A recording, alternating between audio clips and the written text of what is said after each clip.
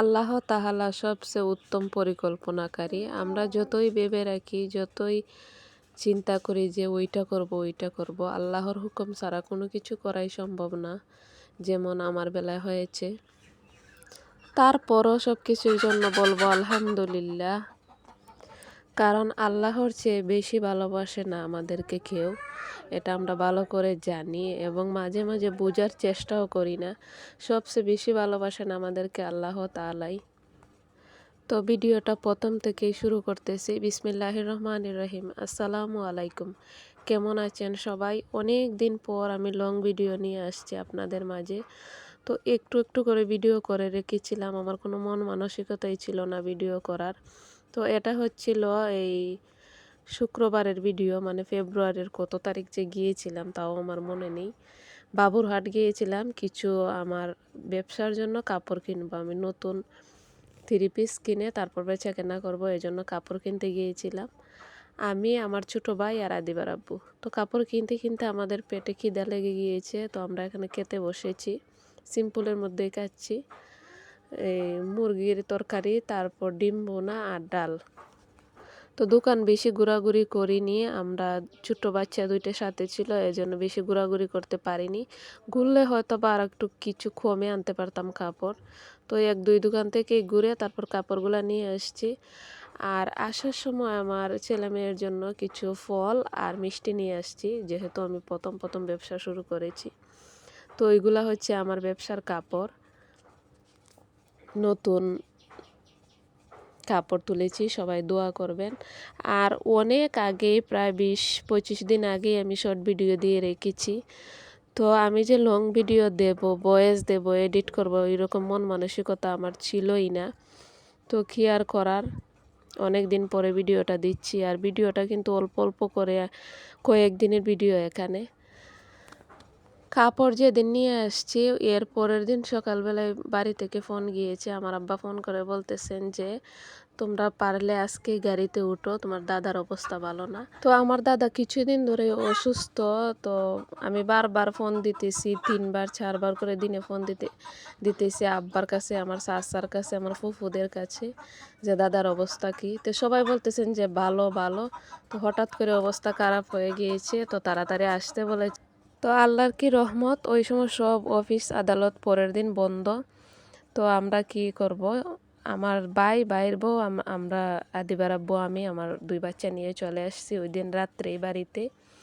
এসে ওই দিন সারাদিন ছিলাম আমাদের বাড়িতেই। তারপর গেলাম আমার বাড়িতে, মানে আমার হাজব্যান্ডের ঘরে। গিয়ে তো দরজা তালা মারা, সব কিছু এলোমেলো, 2জন মিলে সব কিছু পরিষ্কার করলাম, জাজিম টাজিম রোদ লাগাইলাম। তারপর সারাদিন কোনো কিছু খাইনি, সকালবেলা আমাদের বাড়িতে খেয়ে গিয়েছিলাম। তো আমাদের পাশের ঘর থেকে চা নাস্তা দিয়েছে, আমরা খেয়েছি। দুপুরে ভাত খাওয়ার কথা বলেছে, আমরা আর খাইনি। তো সারাদিন 2জন কাজকাম করে তারপর সন্ধ্যাবেলা আমার আম্মা ভাত তরকারি দিয়ে পাঠাইছেন, যে ওইখানে তো আর বাজার সদাই কোনো কিছু নাই, আমি যে রান্না করে খাবো, বাজার করতে হবে তারপর খেতে হবে। তো একটা রুম খালি কোনো রকম রেডি করেছি ঘুমানোর জন্য, আর আরেকটা রুম এখনও পালং ফিট করিনি। তো ইনশাল্লাহ কালকে করবো, এটা ভেবে রেখেছিলাম। তো বিকেলবেলা আবার আদিবার আব্বু আর আমার ছোট ভাই গিয়েছিল বাজারে, মানে আমাদের যে বড় বাজারটা ওইখানে গিয়েছিলেন, দিরাই বাজারে।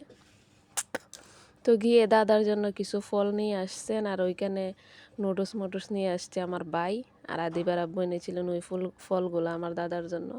আর আমার ছোট ভাইয়ের জন্য ওই মোবাইলটা কেনার জন্য ওনারা দিরাই গিয়েছিলেন। তো ওর মোবাইলটা নষ্ট হয়ে গিয়েছে, ওর জন্য একটা মোবাইল নিয়ে আসছেন, নতুন মোবাইল। তো আল্লাহ তাআলা সবচেয়ে বড় উত্তম পরিকল্পনাকারী।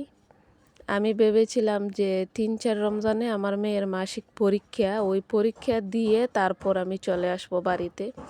কিন্তু আল্লাহ তাআলা যা করেন সব কিছু ভালোর জন্যই করেন, কি আর করব। তো আমরা চলে এসেছি, 2 দিন হয়েও গেছে। তারপর পরের দিন সকালবেলা আমাদের বাড়িতে চলে আসছিলাম। দাদার অবস্থা তেমন একটা ভালো না, মনটা ওইখানে টিকতেছে না, তাড়াতাড়ি বাড়িতে চলে আসছি পরের দিন। তো বেশি দূর না আমার বাপের বাড়ি আর আমার স্বামীর বাড়ি, মাত্র 10-12 মিনিটের ব্যবধানে যাওয়া আসা করা যায়। তো এটা হচ্ছে পরের দিনের ভিডিও। পরের দিন দেখেন কি ব্যস্ত আমার মায়ের ঘর। তো ঘরে প্রায় 20-25 জন মানুষ, তারও উপরে। সবসময় মেহমান আসা যাওয়া করতেছে, আমার ফুফুরা চাচারা সবাই আছেন। আর এখানে রাত্রেবেলা 2টা মুরগ চুলানো হচ্ছে, আর এই যে আমার চাচাতো ভাই আগুন তাপাচ্ছে।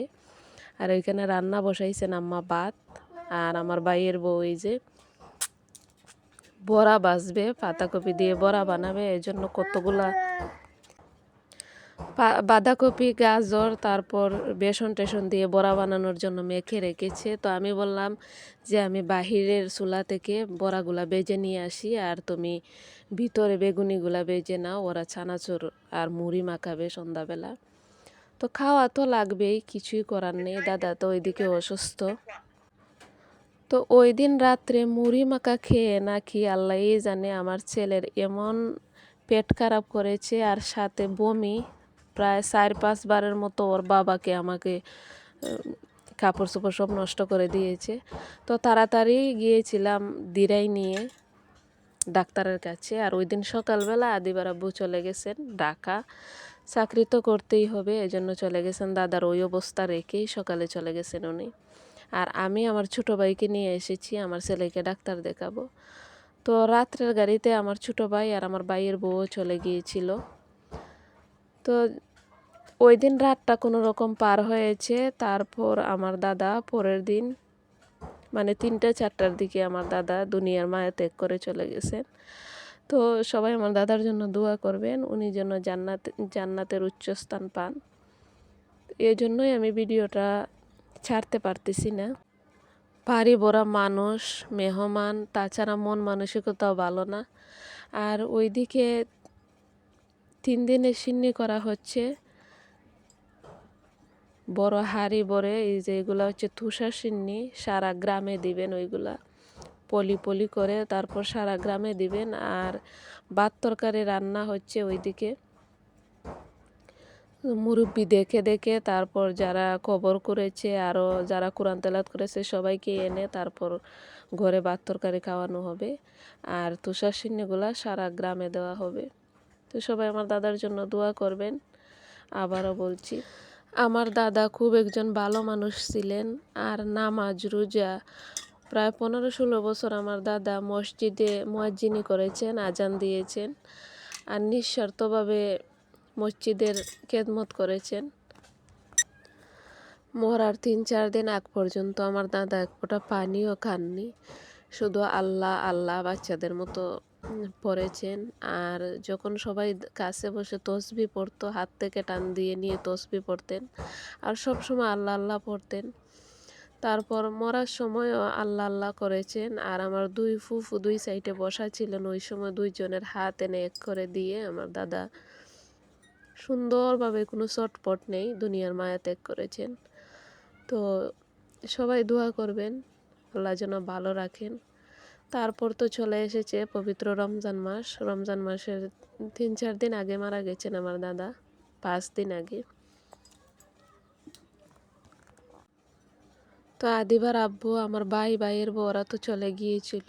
ওই দিন মৃত্যুর খবর শুনে সাথে সাথে গাড়িতে উঠেছে। তারপর পরের দিন আমার দাদাকে দাফন করা হয়েছে। তো আমি এসেছিলাম যে রমজান মাস আমি আমার স্বামীর বাড়িতেই থাকবো। তো দাদাও নেই, ঘরটা একেবারে ফাঁকা। এজন্য আমার আব্বা আম্মা ভাই বোন ওরা কেউই আমাকে যেতে দিচ্ছে না। তো আমার দাদা বট বৃক্ষর মতো ছায়ার মতো আমাদেরকে আগলে রেখেছিলেন। তো ভিডিওর মধ্যে আমি কথা বলতে পারতেছি না, বারবার কান্না করে দিচ্ছি। সবাই প্লিজ ক্ষমা সুন্দর দৃষ্টিতে দেখবেন। আর ভিডিওটি ভালো লাগলে একটি লাইক দিবেন, কমেন্ট করবেন, আপনাদের মূল্যবান মতামত জানাবেন। আজকে এই পর্যন্তই, ভালো থাকবেন সবাই, সুস্থ থাকবেন। আর আগামী ভিডিও দেখার আমন্ত্রণ জানিয়ে ভিডিওটি এখানেই শেষ করছি। আল্লাহ হাফেজ, আসসালামু আলাইকুম।